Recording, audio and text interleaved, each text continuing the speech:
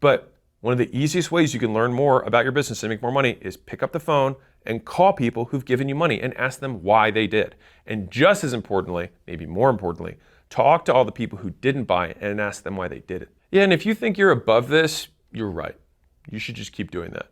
But for everybody who wants to beat that guy, just get on the phone with your customers. So inside of school.com, we run a contest every month where the top 10 people who are new to the platform, who generate the most revenue in their communities, get to fly out to Vegas and spend a day with me and Sam, who's the other owner of School.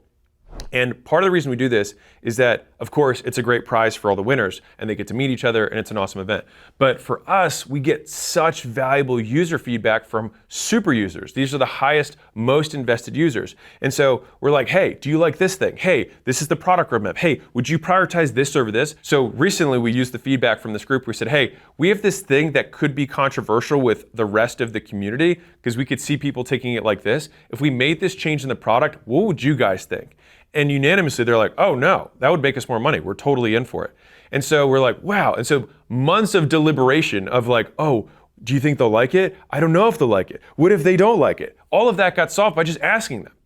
And then we got our answer. And then we did it and everyone was happy. And so the beauty of this is that you get certainty around your decisions. And so you can make decisions faster. And the entrepreneurs who make faster decisions move faster. And when you do talk to customers, whether it's in person like this school event that I was talking about, or just on the phone, what do you think happens to them? You can take someone from a neutral customer to a super fan in one call. You can tell the story of the business. You can tell them why they started. You show that you care. And guess what? That person might bring you 10 or 50 more people when you think 2 rows down the line of word of mouth referrals. And of course, they're probably gonna stay way longer than they would otherwise. Because if they do have an issue, guess what they're gonna do? Instead of canceling, they're gonna call you and let you know. A great time to do this that a lot of people don't like is that the moment people ask to cancel. So if you have any kind of recurring membership, or if they ask for a refund if you have one-time transactions, get on the phone with them. And it's not necessarily to try and hard sell them back into it, which by all means you can, but the more valuable thing is to understand what went wrong. And you'd be surprised how many times you just let someone vent, and here's the key.